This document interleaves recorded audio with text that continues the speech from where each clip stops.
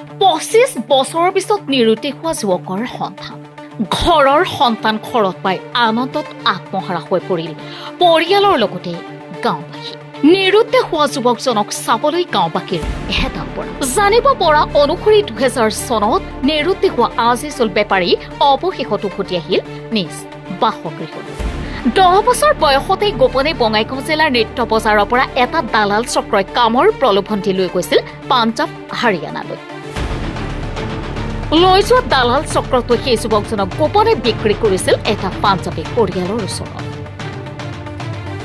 বঙাইগাঁও জিলাৰ কায়েতপাৰা প্ৰথম খণ্ড গাঁৱৰ নিৰুদ্দেশ হোৱা নুৰুদ্দিন বেপাৰীৰ পুত্ৰ আজিজুল বেপাৰী 25 বছৰৰ পিছত উভতি আহিল নিজ মাতৃৰ কোলালৈ। যুৱকজনে তাত 3-4 বছৰ থকাৰ পিছত কষ্ট সহিব নোৱাৰি তাৰ পৰা পলায়ন কৰে আৰু পলাই যোৱাৰ পথত লগ হয় এজন ব্যক্তি। সেই ব্যক্তিজনে গোৱালৈ লৈ যায় আৰু নিজৰ সন্তান হিচাপে আশ্ৰয় দিয়ে আৰু বাকী 20 বছৰৰ সময়খিনি গোৱাতে কাম কাজ কৰি জীৱিকা নিৰ্বাহ কৰি আছে। ঠিক কিছুদিনৰ আগত বঙাইগাঁও জিলাৰ ধনতলা অঞ্চলৰ এজন যুৱকৰ সৈতে ৰং নম্বৰত কথা পাতি থাকোঁতে নিজৰ গাঁৱৰ নাম আৰু দেউতাকৰ পৰিচয় দিয়াত পৰিয়ালৰ লোকে সন্ধান পাইছিল। উল্লেখ্য যে আজিজুল বেপাৰীয়ে তেতিয়া নাজানিছিল তেওঁৰ ঘৰ অসমৰ বঙাইগাঁও জিলা। তেওঁৰ মাত্ৰ মনত আছিল নিজৰ গাঁওখনৰ নাম আৰু আশে পাশে থকা 2-এখন গাঁৱৰ নাম আৰু সৰু কালত পঢ়ি থকা স্কুলৰ নাম আৰু সৰুকালৰ সকলো কথাই তেওঁৰ মনত আছে, যাৰ বাবে নিৰুদ্দেশ হোৱা যুৱক আজিজুল বেপাৰীক ঘৰত দেখা পাই পৰিয়ালৰ লগতে গাঁওবাসীয়ে আনন্দত आत्महरा हो। के एक लड़का मिला था, वो बोला क्या जो तुमको अगर इधर क्या करता है बोल करके मेरे को पूछा था। बाद में मैंने पूछा ऐसा कुछ नहीं, थोड़ा मेरा भाई लोगों का साथ कुछ काम करता हूँ, फिश का ऐसा बिजनेस करता हूँ। बाद में ऐसा करके मेरे को बोला इधर क्या करता है, चल बोला मेरे साथ। तो तू जाएगा तो गाड़ी का कॉन्ट्रैक्टर करेगा तो बहुत पैसा तेरे को मिलेगा। बाद में मेरे को आज दे के लेके गया, लेके जाके यहाँ से दिल्ली में लेके जाके वो एक आदमी के पास रखा था। वो आदमी के पास रखा तो वो आदमी मेरे को घर के अंदर लॉक मार के रखता था। उसके बाद उनका जो गाय और भैंस जो भी है उन लोग मेरे को पालने के लिए ये किया था। तो बाद में 3 साल उनके पास रुके, फिर बाद में उधर से भाग गया और मैं बम्बई में जाके फिल्म इंडस्ट्री में काम कर रहा था। फिल्म इंडस्ट्री में काम करते करते बोला थोड़ा बहुत पैसा हो गया तो मैं गोवा में बोला तो कोई एक फैमिली मिल गया, उनके साथ बातचीत किया हूँ और बस अच्छा हूँ। मेरा होटल वीटल सब चलता है वहाँ पे बिजनेस पानी। बाद में मेरे को आने के टाइम भी बोला तो उन लोग आने के नहीं देना चाहता, मैं बाद में वापस उधर से भी बोला तो ऐसा कैसी भी हालत में आ चुका हूँ असम में और मेरे को कॉन्ट्रैक्ट हो गया रॉन्ग नंबर पे। कहाँ बिक्री कर दिया है? बिक्री कर दिया ना, मेरे को क्या कर दिया मुझे तो पता नहीं है। कौन सा दल दिया क्या किया दिल्ली में। बाद में मैं दिल्ली से फिर हरियाणा पंजाब में गया, हरियाणा पंजाब से भी डायरेक्ट बोलो तो वहाँ से भाग के बोलो तो मैं बम्बई में फंस गया था। जो लेके गया उसको पहचान है क्या? नहीं उसको तो नहीं पहचानता हूँ, नाम भी मालूम नहीं है। रात की टाइम उठा के लेके गया था ऐसे शाम को 8, 9, 10 बजे। क्या बोल के ले गया?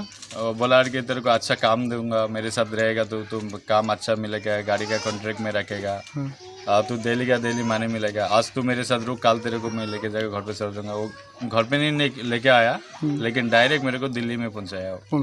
कहाँ पहुँचाया? दिल्ली ये न्यू इंडिया गेट में, न्यू इंडिया गेट और लाल किला। हाँ, वहाँ से बोलो तो मेरे को एक आदमी आके लेके गया था और उसके बाद मुझे पता नहीं है। मेरा स्टेट का नाम भी मेरे को मालूम नहीं था, हमें तो भी मेरे को हिंदी भी पता नहीं था। अभी मेरे को हिंदी आता है लेकिन मेरे को अपना खुद की लैंग्वेज मेरे को मालूम नहीं आता है। समझ में आता है। ঠিক আছে আচলতে আমাৰ এই ল'ৰাজন হয় আমাৰ প্ৰায় 2000 চনৰ ভিতৰত তেতিয়া 12-13 মান হ'ব, তেতিয়াই এওঁ হেৰাই গৈছিল আপোনাৰ আমাৰ এই মৌখোৱা গাঁৱৰ পৰা ৰিবনু ভিলেজ কাইতপাৰা পাৰ্ট 1 বঙাইগাঁও জিলা থানা অভয়াপুৰী।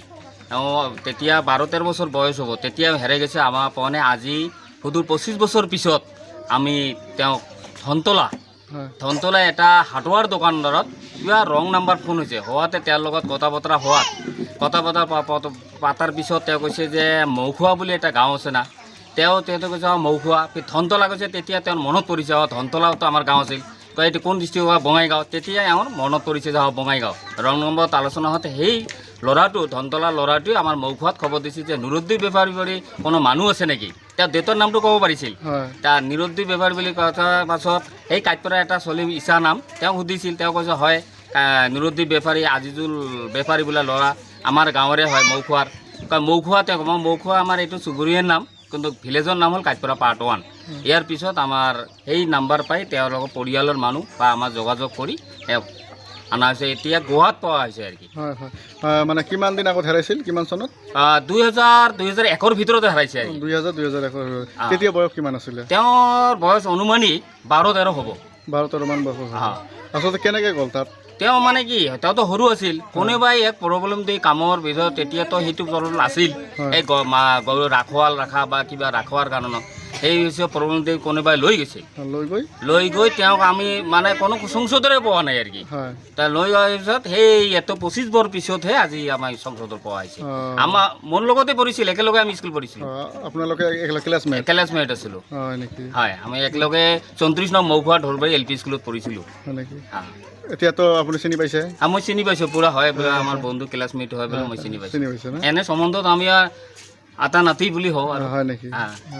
বহুত দিনৰ মূৰত ঘৰত বহুত দিনৰ মূৰত আমি মিলন হ'লো, ভাল লাগিল।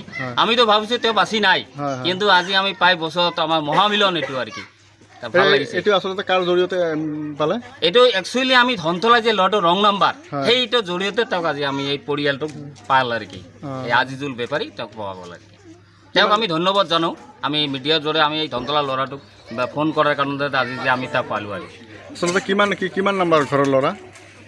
এওঁ ইমান ভাইটো এইকেইটা এওঁ হ'ব সৰুটো 6 নম্বৰ। ধনতলা ল'ৰাজনৰ নাম কি আছিল? ধনতলা ল'ৰাজনৰ নাম কি আছিল, মনোৱাৰ নেকি, মনোৱাৰ হোসেন।